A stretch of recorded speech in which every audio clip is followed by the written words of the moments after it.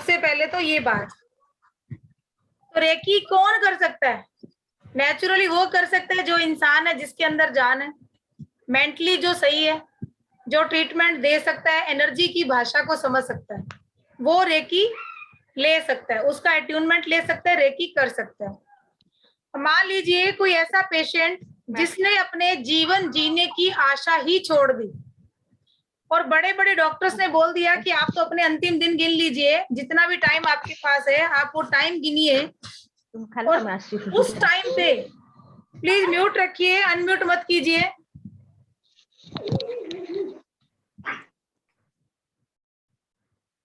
उस टाइम पे अगर कोई रेकी हीलर उस पेशेंट के मन में एक विश्वास की लो जगा दे कि आप ठीक हो सकते हैं, आपकी ला इलाज बीमारी का भी इलाज है, तो ऐसे में उसके लिए क्या होगा? उसको तो जन्नत मिल जाएगी ना। जिससे इंसान अगर, क्योंकि वो बंदा बिल्कुल उम्मीद तो छोड़ चुका है, डॉक्टर्स ने भी कह दिया कि आपको कुछ भी हो सकता है, हमारी तरफ से जवाब है, आप जो कर सकते हैं अपने तरीके से कर लीजिए। लेकिन एक हीलर उसको विश्वास दिलाएगा कि डायग्नोसिस के और भी तरीके हैं। मेडिकल साइंस की जो अगर हम चेक करके देखें, इसकी टेक्स्ट बुक में जाएं, तो आप ये देखेंगे कि बहुत सारे ऐसे केसेस हमें मिलेंगे जहां पे कोई पेशेंट बहुत सीरियस था, उसको कैंसर था, कैंसर भी लाइलाज स्टेज पे पहुंच चुका उसका, लेकिन उसके बाद भी उसका ट्रीटमेंट किया गया और वो लोग अपना अच्छा जीवन जीने 15-20 साल वो जिए, उन्होंने अपना जीवन भोगा और उसके बाद वो दुनिया से गए हैं। तो हीलिंग ऐसी चीज है जो विश्वास की लो तो जगा ही सकती है, साथ में उस पेशेंट को ठीक भी कर सकती है, क्योंकि विल पावर बड़ी स्ट्रॉन्ग है। पिछली क्लास में मैंने बोला था कि जिन लोगों ने सीक्रेट फिल्म देखी है या सीक्रेट बुक पढ़ी है, तो वो लोग ये जानते हैं कि सीक्रेट के अंदर ऐसे ऐसे उदाहरण दिए हुए हैं, आप देखेंगे कि टूट फूट के कचरा हो जाते हैं जिनकी बॉडी का, बिल्कुल उन लोगों ने भी अपने विल पावर से अपने शरीर को ना कि ठीक किया, अपने पैरों पे खड़े हुए और जिस चीज को वो प्राप्त करना चाहते थे, उनके जीवन का जो लक्ष्य था, उन्होंने अपने उस लक्ष्य को भी पूरा किया। ठीक है, तो मरीज में अपने ठीक होने के प्रति विश्वास वो किसी भी तरीके से हो सकती है। नई नई हमारे पास चिकित्सा पद्धतियां हैं, जैसे नेचुरोपैथी है, प्राकृतिक चिकित्सा जिसको हम बोल सकते हैं, हिप्नोसिस है, ध्यान है, रंगों का यूज है, योग है, इसके अलावा रेकी है, एक्यूपंक्चर है। रेकी में भी बहुत सारी विधाएं हैं, रेकी भी बहुत सारी तरह की होती है, और कौन सी रेकी कहाँ यूज करनी है, उसका रिजल्ट कितना अच्छा मिल सकता है, ये एक हीलर अच्छे से जानता होता है जब वो इस पूरे प्रोफेशन में आता है। ठीक है, इसके अलावा क्या होता है, जब कभी हम कहते हैं कि कोई बीमार हो गया, तो एक पुरानी चीज चली आ रही है कि हमारे जो बड़े बुजुर्ग हैं घर में बोलते हैं कि कुल देवी की पूजा करवा लीजिए, या किसी मंदिर में आप इसको धोख डलवा दीजिए, या किसी देवी देवता का कोई अनुष्ठान करवा लीजिए। तो ये चीजें भी बहुत काम करती हैं। हो सकता है कुछ लोग नहीं मानते हो, बट ये बहुत ही पावरफुल चीजें हैं, ये चीजें भी उस इंसान को ठीक करने में हेल्प कर सकती हैं। हमारा जो मन है इसमें असीम शक्तियां जो हैं वो भरी हुई हैं। और लास्ट क्लास में मैंने ये बात कही थी कि किसी भी विधा को अगर आप एक्सेप्ट करना चाहते हैं, खासकर हीलिंग वाली चीजों को, तो वहां पे आपके चक्रास का क्लीन होना बहुत जरूरी है। क्योंकि अगर आपके चक्रास ही क्लीन नहीं है या बैलेंस नहीं है एनर्जी में, तो कोई भी एनर्जी को रिसीव करने में दिक्कत होती है, आप नहीं कर पाते हैं उसको। ये एक फैक्ट है। और हर क्लास में आपको क्या होता है, जहां भी आप जाते हैं रेकी सीखने, हमारे साथ भी ऐसे ही हुआ था, हम गए और उन्होंने बोला जी आ जाओ, हम बैठ गए, उन्होंने हमारा अट्यूनमेंट कर दिया। क्या वो जानते थे टीचर कि हम लोग अट्यूनमेंट के लायक हैं या नहीं है? लेकिन हम जाके बैठ गए, उन्होंने हमें अट्यून कर दिया। क्या उसी टाइम पे वो सब चीजें हो गई, वो प्रोसेस हो गया? मैंने तो पता नहीं 50 बार लिया रेकी का अट्यूनमेंट, और 50 बार में मुझे 45 बार तो समझ ही नहीं आई क्या कर लिया, मुझे नहीं समझ में आई। मैंने कहा पता नहीं क्या हो रहा है। वो कह रहे हैं कि आपने सिंबल बनाए थे जाके। मैंने कहा कौन से सिंबल? 21 दिन के बाद मिले, बोले आपने वो 24 पार्ट पे किया था। मैंने कहा क्या करना था, मुझे पता ही नहीं, पहली बार में। सॉरी करे, अरे ऐसे किया था, ऐसे किया था। अरे भाई क्या किया था, मुझे नहीं समझ में आ रहा क्या किया था। तो मेरी भी समझ से परे था, क्योंकि समझाने वाले ऐसे थे जब मुझे पता ही नहीं है कि आपने मेरे को अट्यूनमेंट कर दिया और मुझे जाके ये प्रैक्टिस करनी है। पता नहीं उन्होंने कब बोल दिया होगा कि 24 पार्ट पे करनी, उन्होंने नोट्स भी दे दिए, नोट्स पकड़ा दिए, ये ले लो जी आप। और नोट्स कौन पढ़ेगा, इतनी सारी दूसरी पढ़ाइयां और होती थी, कौन पढ़ेगा उसको, छोड़ो, नहीं पढ़े, देखे नहीं। 21 दिन के बाद जब हम लोग गए वहां पे क्लास में बैठे जाके, बोले अच्छा तुमने ये किया था क्या, मैंने कहा करना क्या था, बोले वो 24 पार्ट, मैंने कहा कौन से 24 पार्ट, मुझे नहीं पता। मैं तो अपने ईश्वर को मानती थी, मैं शुरू से पाठ करती आ रही हूँ, हमारे सुखमणि साहब का पाठ है और मैं बचपन से करती आ रही हूँ, तो मुझे नेचुरली ऐसा था कि मैं कुछ भी काम बोलूं मेरे हो जाते थे। अब मेरे वो इंट्यूशन भी आ जाती थी पहले कि ये काम कैसे होगा, हाँ ठीक है इस तरीके से होगा, और एवरी टाइम पॉजिटिव। कोई इतना वो होता ना डिफिकल्ट काम की जैसे ऊन उलझ जाती है ना, गांठें लग जाती हैं, मैं फिर भी कॉन्फिडेंट कि उलझे सुलझ जाएगा सब कुछ, कुछ भी नहीं ऐसा कि नहीं कर पाए हम। हमेशा बचपन से मैं ऐसी रही हूँ, कॉन्फिडेंट बिल्कुल।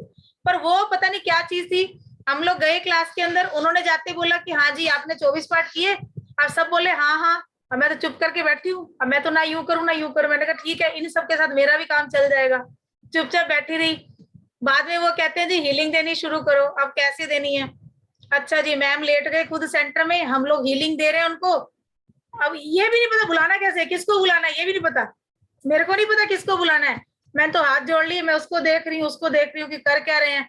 ठीक है चुपचाप से कुछ नहीं, अपने ही नाम लिया ईश्वर का जिसको याद करते हैं, और बस जैसे वो करे थे ऐसे करके मैंने बुलाया और हीलिंग देनी शुरू कर दी।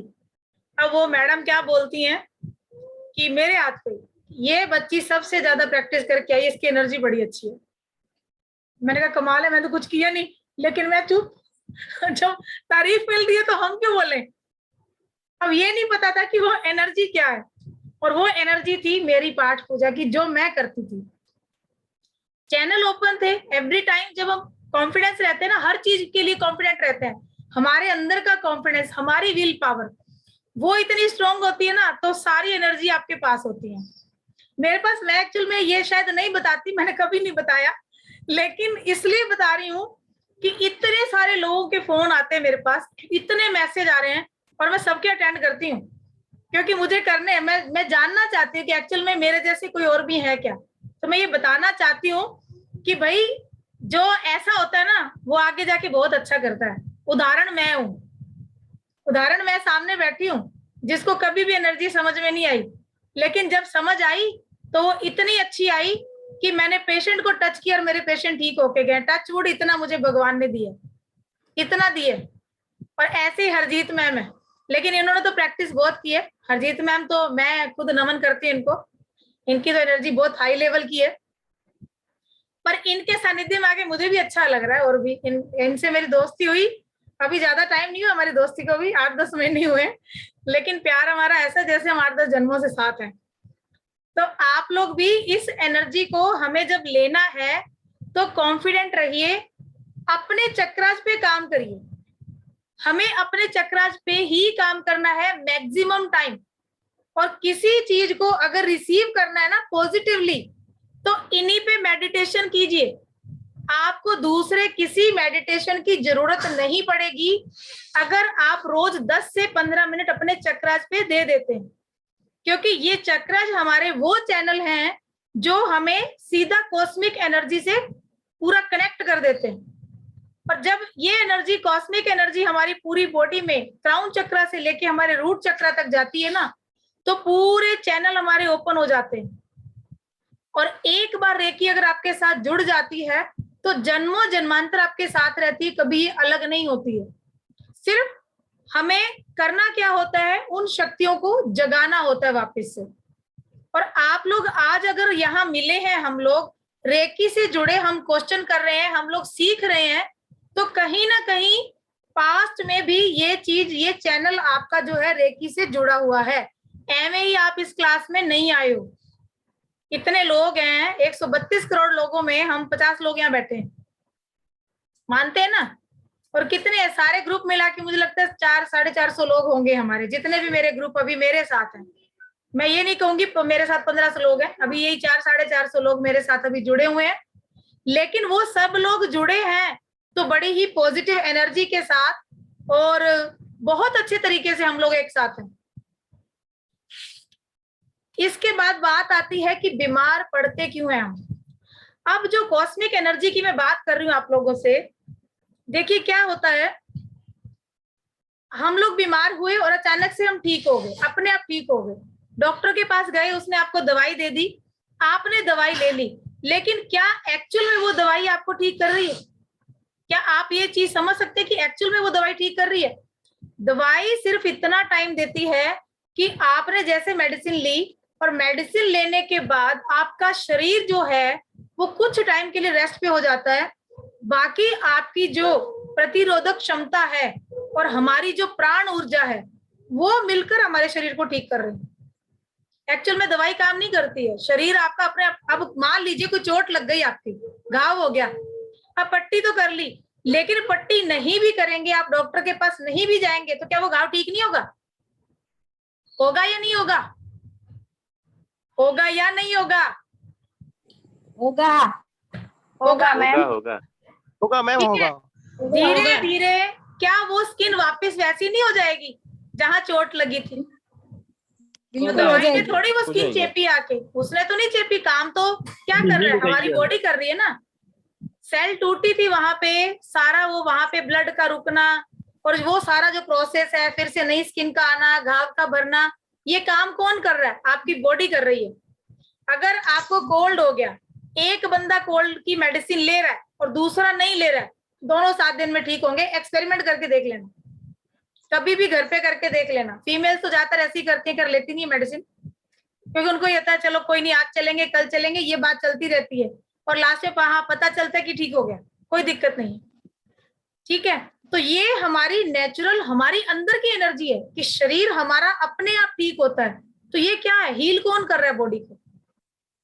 जो एनर्जी हमें मिल रही है, कॉस्मिक एनर्जी प्लस हमारी एंटीबायोटिक पावर, जो हमारी प्रतिरोधक क्षमता है। तो शरीर के अंदर हमारे इतनी पावर होती है कि वो अपने आप को ठीक कर सकता है, और हर बंदे में होती है।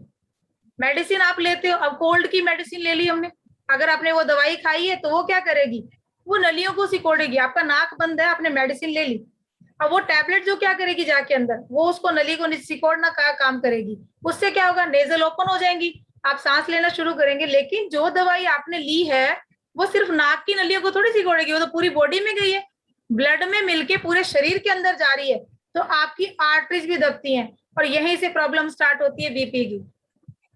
क्योंकि आज जब प्रेशर पड़ेगा उन पे तो नेचुरली बीपी हाई या लो होगा, तो यहाँ से बीमारी की शुरुआत हुई। एक एलोपैथिक मेडिसिन आप खाना शुरू करते हो, 5 नई बीमारियां साथ लेके बैठते हो।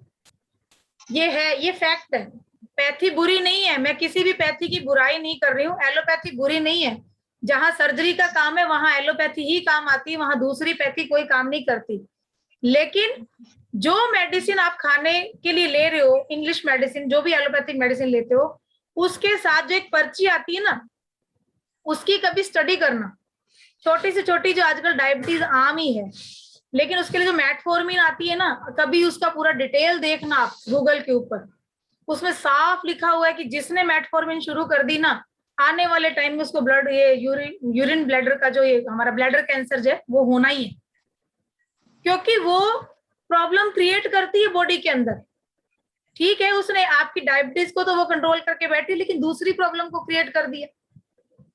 अब आप ये देखिए, एक नेचुरल बंदा है, मेरे पास ट्रीटमेंट चल रहा है उनका डायबिटीज का, ठीक है, उनको हीलिंग भी चल रही है, उनका नेचुरोपैथी ट्रीटमेंट भी चल रहा है। मैंने क्लास में शायद बात भी की थी, जो लोग पुराने हैं, कि उनकी बहुत ज्यादा हाई हो गई थी, 500-550 चली गई थी उनकी डायबिटीज, और हमने उनको वाटर अफर्मेशन और हीलिंग और ये सब दिया। 3 दिन के अंदर वो कंट्रोल होके 200 से 250 आ गई। सिर्फ यही चीजें उन्होंने करी, डाइट कंट्रोल की, 3 डे के अंदर अंदर वो कंट्रोल होनी शुरू हो गई। उस पेशेंट की डायबिटीज इस टाइम पे जो होती है, वो फास्टिंग करते हैं सुबह उठ के, 95 से 105 के बीच में आती है, और आफ्टर मील उनकी आती है 150 से 160। तो ये नॉर्मल रेंज है, कोई ज्यादा नहीं, लेकिन कर रहे हैं वो, अभी भी वाटर अफर्मेशन दे रहे हैं, सब कुछ कर रहे हैं। तो यहाँ क्या काम कर रहा है, हीलिंग काम कर रही है, आपकी अपनी एनर्जी काम कर रही है। उस कॉस्मिक एनर्जी को ही हम बोलेंगे रेकी। जो हीलिंग प्रक्रिया चलती है वही रेकी है, प्राण ऊर्जा जो हमारे अंदर है वही रेकी है। और अब आते हैं हम चक्राज पे, ये मैंने शॉर्ट में सारा आपको बता दिया, जो हमारी पिछली क्लास में हमने 2 दिन लिए थे, कल किसी कारण से मैं नहीं ले पाई, सॉरी। तो बात करेंगे चक्रास की। चक्रास के बारे में सब जानते हैं? जो नए लोग हैं क्या वो भी जानते हैं सारे? जो लोग अट्यूनमेंट लेना चाहते हैं, हमारी क्लास में चक्रास पे बहुत बार बात हुई है। तो जो लोग जुड़े हैं तो मैं उनको बता दूं कि चक्रास हमारे होते हैं 7, ठीक है। हमारा रूट चक्रा बिल्कुल हमारी जो रीढ़ की हड्डी है, लास्ट की पूंछ का जो पार्ट होता है उसके, और हमारी एनस जो पोटी की जगह उसके बिल्कुल बीच में होता है। उसके बाद हमारा आता है स्वादिष्टान चक्रा, हमारी नाभि से 2 फिंगर नीचे होता है, और उसके ऊपर नाभि के 2 फिंगर ऊपर हमारा होता है सोलर प्लेक्सस या हमारा मणिपुर चक्रा। हमारे हार्ट के यहाँ बीचों बीच होता है हमारा हार्ट चक्रा, यहाँ होता है हमारा थ्रोट चक्रा, और यहाँ होता है ये थर्ड आई या इसको आज्ञा चक्र भी बोलते हैं, और ये जो पंडित जी की चोटी यहाँ होती है ये हमारा होता है क्राउन चक्र, या इसको सहस्रार चक्र भी बोलते हैं। अब बात आती है कि रूट चक्र की। तो रूट चक्र जिनका वीक है, हम बात कर चुके हैं कि उनको, इसका कलर होता है रेड। तो रेड कलर जब आपको ज्यादा अट्रैक्ट करे तो समझ लीजिए सीधी सीधी भाषा में कि यहाँ पे आपकी बॉडी के अंदर उस चक्र पे काम करने की जरूरत है। रेड कलर आपको अट्रैक्ट कर रहा है, इट मीन्स यहाँ एनर्जी कम है, तो आप रेड कलर का ज्यादा यूज कीजिए, ठीक है। उसके बाद लोअर पार्ट, हम जहां बैठते हैं, हमारे हिप्स जहां फर्श से टच होते हैं, उसके नीचे का पूरा पार्ट पैरों तक का, वो सारा आपका मूलाधार चक्र जो होता है वो कवर करता है। अगर आपको लेग में, थाई में, लोअर बैक में, हिप्स में, पैरों में, घुटनों में प्रॉब्लम है, तो इसका मतलब कि आपका मूलाधार चक्र जो है वहां की एनर्जी इम्बैलेंस है। कभी भी किसी का कोई चक्र ब्लॉक नहीं होता है, ये ध्यान रखिएगा, कोई चक्र ब्लॉक नहीं होता है। हर चक्र की एनर्जी जो है वो इम्बैलेंस हो सकती है, ज्यादा या कम हो सकती है, ठीक है। ब्लॉक, कई लोग बोल देते हैं कि चक्र ब्लॉक है, ब्लॉक नहीं होता है। हमारे 7 चक्र हैं और 7 चक्रों से रिलेटेड हमारी ग्लैंड्स होती है, ग्रंथियां होती हैं। अगर उन ग्रंथियों की सीक्रेशंस रुक जाते हैं ना, तो हमारी बॉडी का सारा सिस्टम बिगड़ जाता है। और एक सिस्टम अगर एक ग्लैंड का बिगड़ता है तो वहां से 7 ग्लैंड ही इम्बैलेंस होना शुरू होती हैं। और ब्लॉक का मतलब होता है कि आपकी ग्लैंड ने काम करना बंद कर दिया, और वहीं से इंसान का खत्म होना भी शुरू हो जाता है। तो इसलिए कभी भी कोई चक्रा जो होता है ब्लॉक नहीं होता, इनकी एनर्जी इम्बैलेंस हो सकती है। अब मान लीजिए कोई चक्र है, उसका सीक्रेशन ज्यादा हो गया उस ग्लैंड का, तो वहां पे एनर्जी एक्सेस हो जाती है, कम हो जाता है तो वहां एनर्जी कम हो जाती है, ठीक है। तो मूलाधार चक्र का सीधा सीधा फंडा इतना याद रखिएगा कि जहां पे चक्र स्थित होता है उसके आसपास के सारे जो चक्र, जो पार्ट होते हैं हमारे बॉडी के, वो उस चक्र से रिलेटेड होते हैं। कलर इसका रेड होता है। नेक्स्ट हम आते हैं स्वादिष्ठान चक्र या हमारा सैक्रल चक्र। यहाँ पे हमारी ओवरीज आ जाती है, हमारा ब्लैडर आ जाता है, और हमारी इंटेस्टाइन, हमारी आंतों का नीचे का पार्ट आ जाता है। तो अगर आपको इन अंगों से रिलेटेड कोई प्रॉब्लम है और ऑरेंज कलर आपको बहुत ज्यादा अट्रैक्ट कर रहा है, तो आप सोच सकते हैं कि यहाँ पे आपकी एनर्जी जो है वो आपको और चाहिए, एनर्जी एक्सेस चाहिए, तो आप ऑरेंज कलर का यूज करें। आप ऑरेंज फ्रूट को खा भी सकते हैं, ऑरेंज का यूज कीजिए ज्यादा से ज्यादा, और उसके बाद यहाँ मेडिटेशन भी कीजिए, तो आपके इन अंगों से रिलेटेड जो प्रॉब्लम है ना वो खत्म होना शुरू हो जाती है।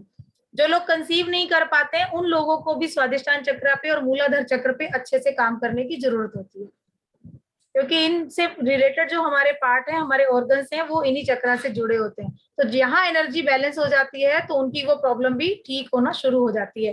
कोई कार्मिक उनका हो तो वो अलग बात है, बट अगर मेडिकली कोई प्रॉब्लम आ रही है तो धीरे धीरे वो क्योर होती है। ऐसे कई पेशेंट में हमने देखा है। फिर आते हैं हम मणिपुर चक्र।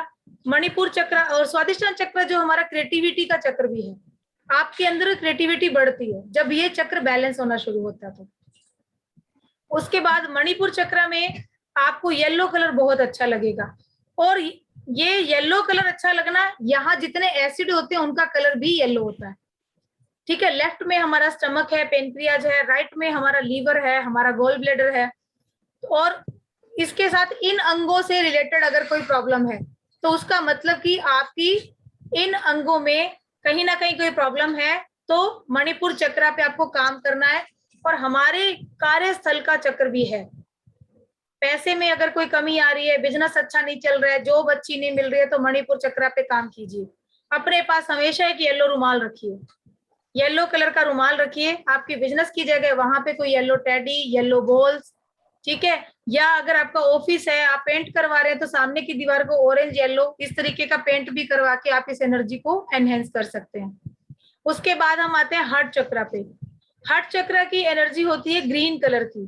यहाँ होता है हमारे लंग्स, ऑक्सीजन ज्यादा से ज्यादा ग्रहण करना। आपके लंग्स और हार्ट से रिलेटेड जो प्रॉब्लम आती है वो इसी चक्र की एनर्जी इम्बैलेंस होने की वजह से आती है। इसके बाद यहाँ के चक्र की जब एनर्जी इम्बैलेंस होती है तो उसमें बहुत बड़ा हाथ ये भी होता है कि कुछ चीजें जो हम बचपन से चाहते हैं कि हमारे को ये मिले, ऐसा हमारे साथ होना चाहिए, या मैं कुछ बनना चाहती हूँ, या मेरे मन की कुछ इच्छाएं, लेकिन वो दबा दी गई, वो पूरी नहीं हुई, और पता नहीं कितने जन्मों से पूरी नहीं हुई। वो सारी जो इच्छाएं दबती चली जाती है ना आपकी हर धड़कन के साथ, तो वो कहीं ना कहीं अंदर दब के आपको भी दब्बू स्थिति का बना देती है। तो इन भावों को निकालना जरूरी है, क्योंकि जब तक वो नहीं निकलेंगे तब तक आप नई एनर्जी को, नई कॉस्मिक ऊर्जा को अपने अंदर जगह नहीं दे सकते। तो हार्ट चक्र हमारा बहुत ज्यादा मायने रखता है हमारे लिए, क्योंकि सारे भाव हमारे यहीं से जुड़े हुए हैं। काम है, क्रोध है, ईर्ष्या है, लोभ है, मोह है, एक्सेस प्यार और एक्सेस नफरत, ये भी बहुत बुरी चीज है। तो इन सब को हमें निकालना है, तो हार्ट चक्र पे काम कीजिए, ठीक है। बंधन कोई नहीं रखना है, अपने चैनल्स को खुला रखिए। जितना ओपन रखेंगे ना आप अपने आप को यूनिवर्स के साथ, उतनी ही आपको अच्छी एनर्जी रिसीव होगी और आपके काम बनते चले जाएंगे। हर इंसान सारी एनर्जी का मालिक होता है। यूनिवर्स के लिए हम सारे एक बराबर बच्चे हैं, सबको उसने बराबर एनर्जी देकर यहाँ दुनिया में भेजा है।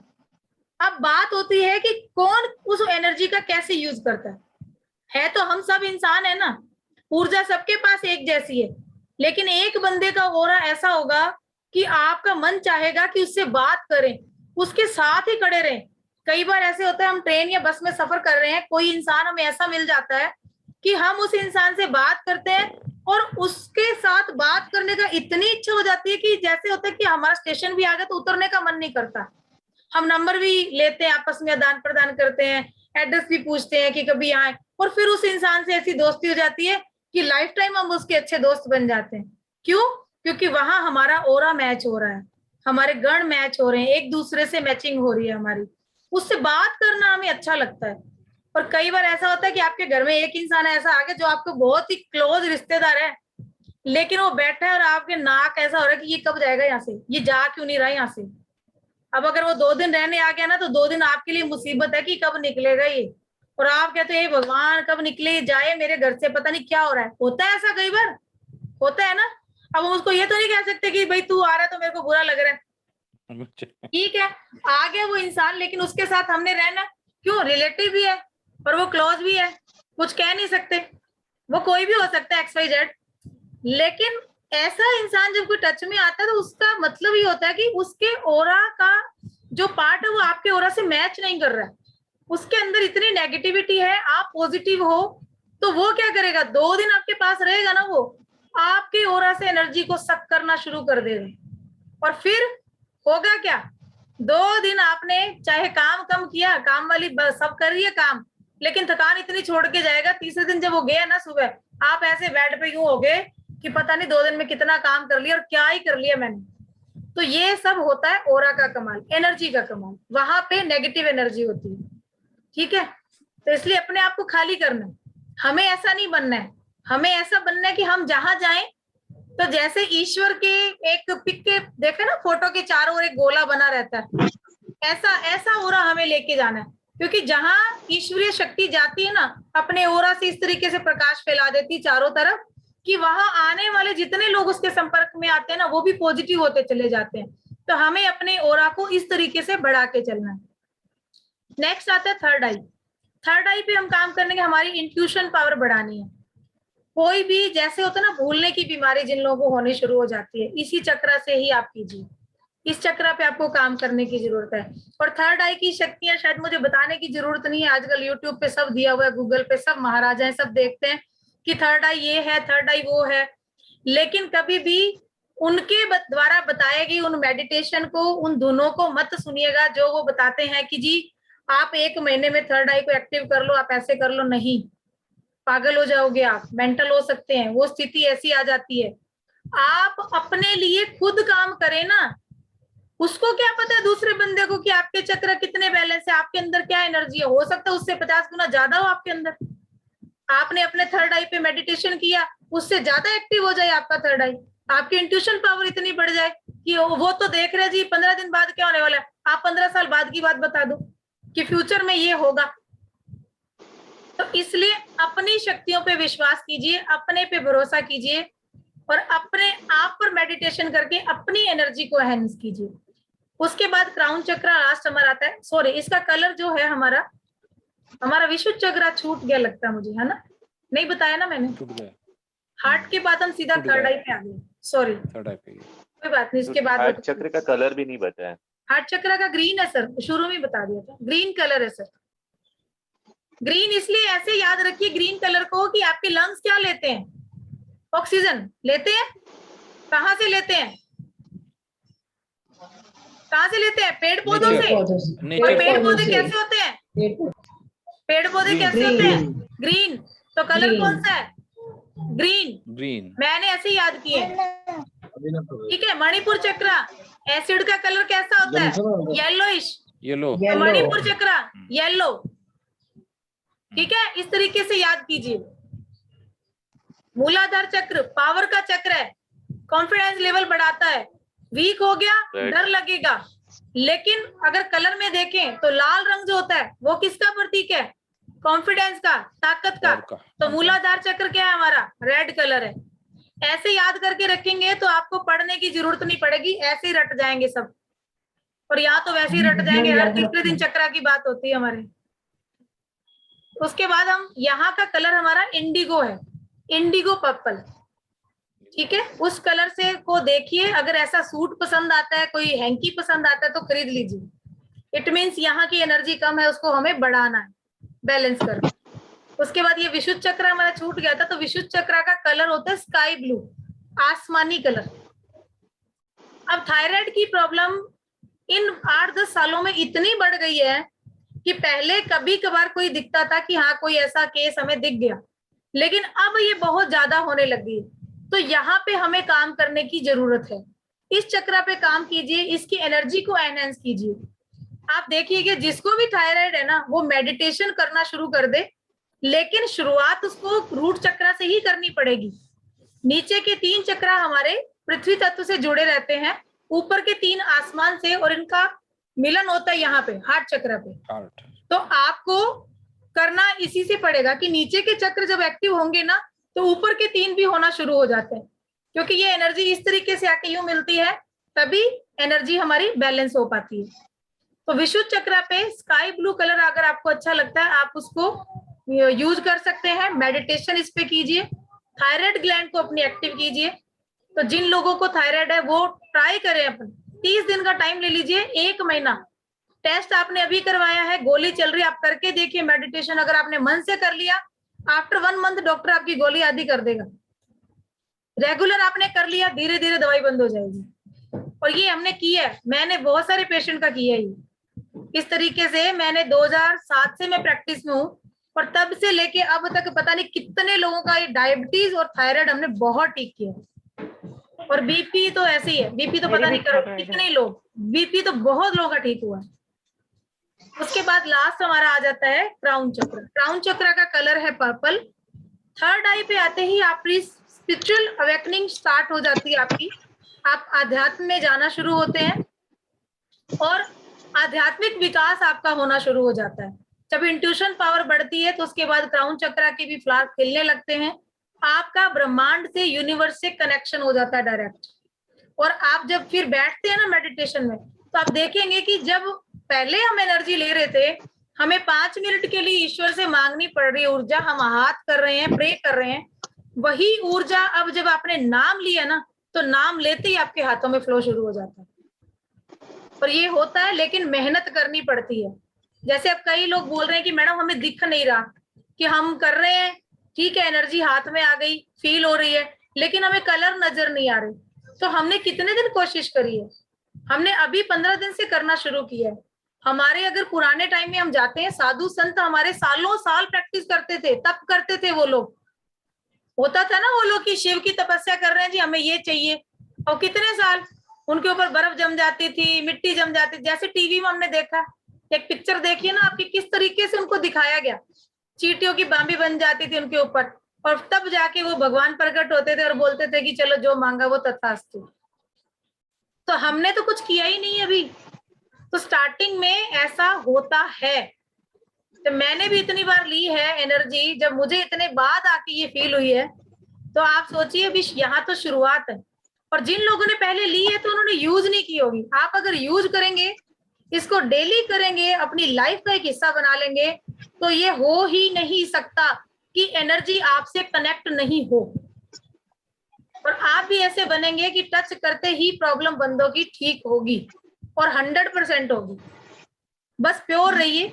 कुछ रूल रेगुलेशन होते हैं कि हमें प्योरिटी से रहना है, ईमानदारी से रहना है, चोरी चकारी नहीं करनी है, झूठ नहीं बोलना है, ईमानदारी से रहना है, ग्रेटिट्यूड के भाव में रहना है।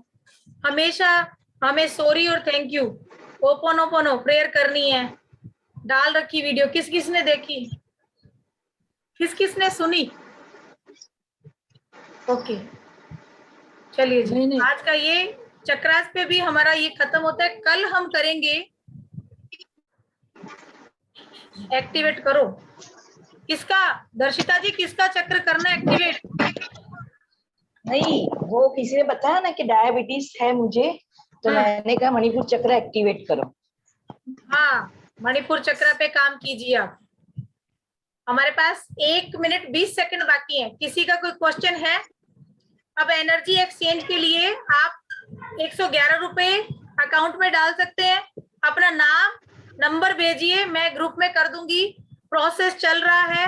अगर अभी भेज देंगे तो रात का जो मेडिटेशन हमारा होगा उसमें भी अट्यून हो जाओगे, और कल 2 मेडिटेशन और होंगे उसमें भी अट्यून हो जाओगे, और शाम को आपका मेडिटेशन के बाद आप एनर्जी फील कर लीजिएगा, ठीक है? और बाकी जो नहीं आना चाहते कोई पहले बात नहीं। हमने करवा ली है जी, पहले करवा ली है, दोबारा करवा हाँ, सकते हैं? नहीं मैम, दोबारा जरूरत नहीं है। जो लोग अभी कर चुके हैं उनको दोबारा जरूरत नहीं है। हाँ जी, बताइए मैम, आप कुछ कह रहे थे? कौन क्वेश्चन था ना किसी का कोई यहाँ पे? क्या पूछना चाह रहे हैं? मैम बीपी कौन से जी मैम, वो थायराइड के लिए पूछ रही थी। जी, बीपी कौन से चक्र से रिलेटेड होता है? हार्ट चक्र से आएगा ना मैम। हार्ट चक्र। हार्ट चक्र से आएगा। थायराइड का करना है उसके लिए। किसके लिए मैम? थायराइड के लिए, खत्म करने थायराइड के लिए विशुद्ध चक्र पे थायराइड। काम थर्ड कीजिए। चक्र, हाँ थर्ड चक्र, विशुद्ध चक्र पे काम कीजिए थायराइड के लिए। तो उसको क्या रोज हीलिंग देनी होगी? हीलिंग देनी है मैम।